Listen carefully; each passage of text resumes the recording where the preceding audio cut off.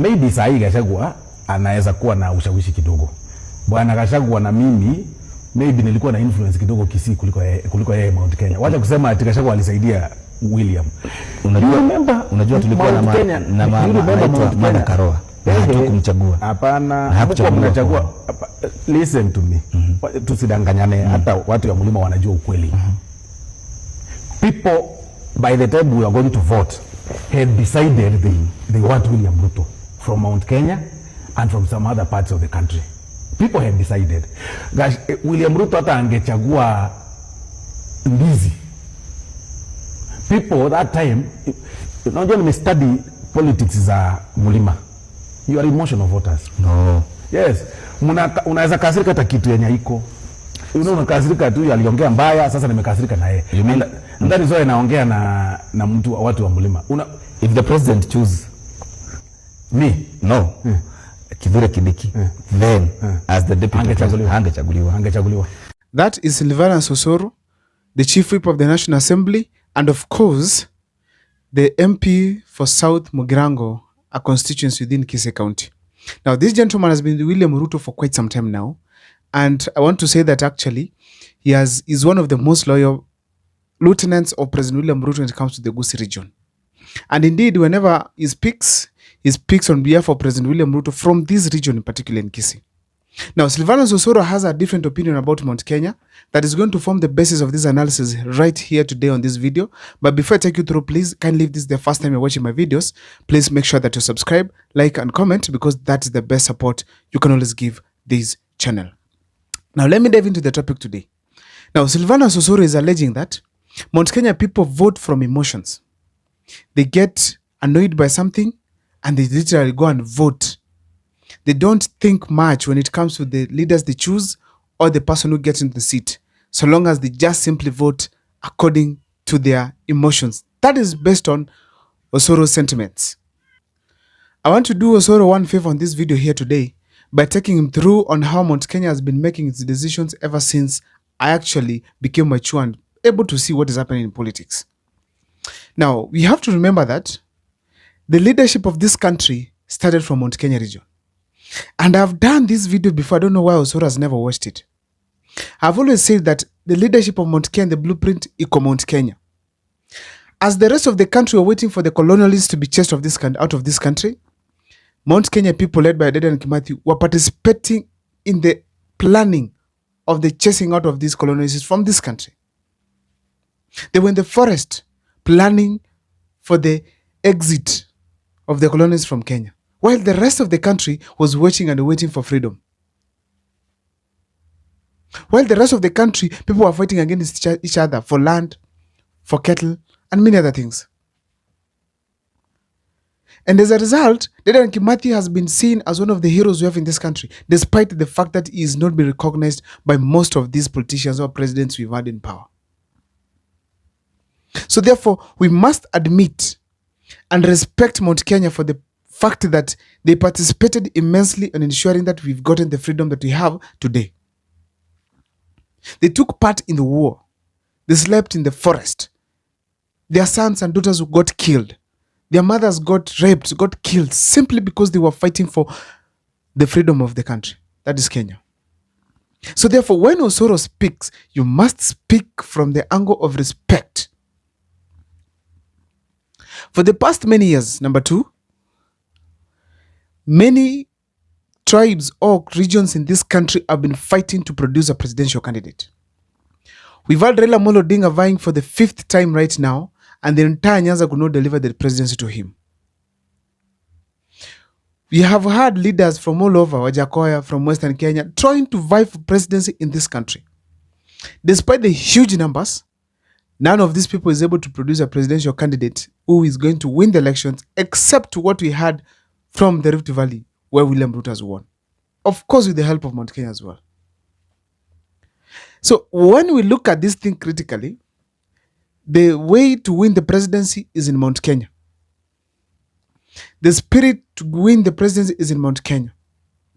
Because all these other tribes have been making efforts to have a presidential candidate, but they are yet to win. But Mount Kenya has had 3 of them.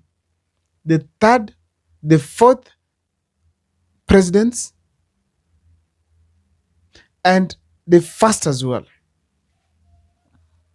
Producing 3 presidents as a community is not an easy thing. And before any other thing, if you want to really give respect to Mount Kenya people, it is just for that first.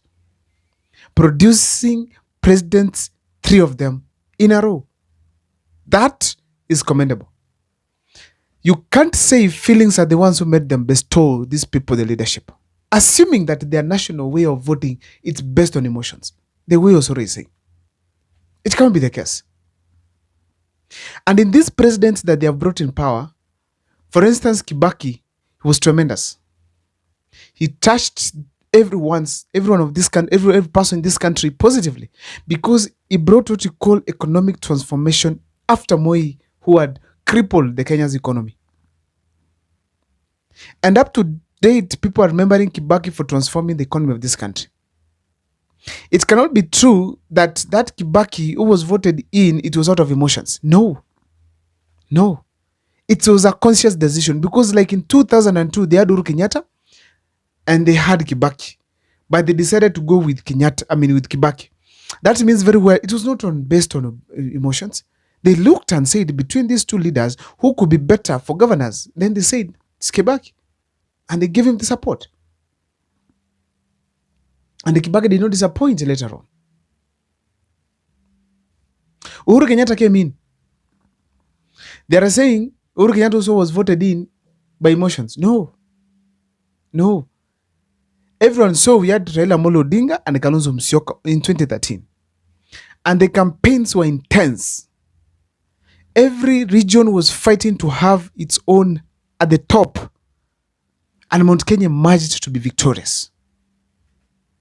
And we have to admit that they produced a presidential candidate based on their calculations, not emotions. Some might connect it to ICC. How did it work in 2027? In 2017? Was it still emotions? The turn or turner thing? Everyone knew that in 2017, Uhuru Kenyatta had started projects in the country. And he had borrowed a lot of money. If this money could have been left just to go like that, projects left to stall there, there could have a lot of money that was to be paid, yet it had not served the Kenyans the way it was purposed to. So therefore, Tano Tena came in and they gave Uhuru Kenyatta the chance. When Raila Amolo Odinga stood for presidency, he recognized the importance of Mount Kenya, and that's why he took Martha Karua to be his running mate. William Ruto equally recognized the gist of Mount Kenya in the elections, and that's why he went for Rigathi Gachagua as his running mate. You can't tell me that emotions are the ones which directed President William Ruto and Raila Amolo Odinga to go and select these 2 presidential running mates from Mount Kenya. No, it's because of what is unique within the mountain region. And what is this that was unique? The spirit to vote. The spirit to register as voters. The spirit to turn out in large numbers. The spirit to scrutinize leaders. Osoro, there must be respect to Mount Kenya people. Tremendous respect for producing presidents. Let me leave the national platform slightly because people say that in the national platform, people are more of tribal. Now let's come to where they are voting within a tribe. That is the governor, for instance, senator, MCA, and even MP. The top performing governors who speak today is Irun Kangata. One of the top most performing governors in the country is Irun Kangata. Irun Kangata is elected within Mount Kenya region. Was he voted in based on emotions? Then if it's emotions, then let's always do that because Irungu Kangata is doing very well as a governor. It can't be emotions because this gentleman is doing the job that he's supposed to do as a governor. Having Kangata care, making roads, having what you call well-built ECD classes, ECD toilets, ECD playgrounds. This is tremendous. Then we just say they vote out of emotions just like that. They vote out of emotions. It cannot work. If you see one of the top most performing members of parliament, it is Ndindi Nyoro, who is a close friend of Sylvanus Osoro, as he alleges that they vote out of his feelings. Osoro being close to president, why is he not able to beat Ndindi Nyoro as a performing member of parliament? It's because Ndindi Nyoro was scrutinized by the people of Mount Kenya, and they brought someone with the brains to come and deliberate. And as a result, Ndindi Nyoro has been among the top 3 performing members of parliament in the country. It is not about what we think, as Osoro is saying, emotions. Respect must be given to the Mount Kenya people. And if you look at that place, the type of development that is there, the aggressiveness is not the same aggressiveness you have in the Rift Valley, where a president has also been produced from. Still, if you see in the Rift Valley, Baringo, Elgeyo Marakwet, Pokot, people are still having bandits there. People are still locally fighting each other, killing each other simply for cattle. But what is happening in Mount Kenya? People are moving above the cultural practices, and they're basically doing what we call investments across and development. Hakuna ushago tena huko. People are all in the town. They are working very hard to ensure they have developed. Leaders are competing on development. Look at the Iron Lady, the upcoming Iron Lady, Wamshomba. Look at Ndindi Nyoro. Let's look at the governors. Respect must be given to Mount Kenya people. Sylvanus Osoro, please consider that. My name is Abel Mukwa. Let me see what you think about Mount Kenya and Osoro's sentiments on the comment section.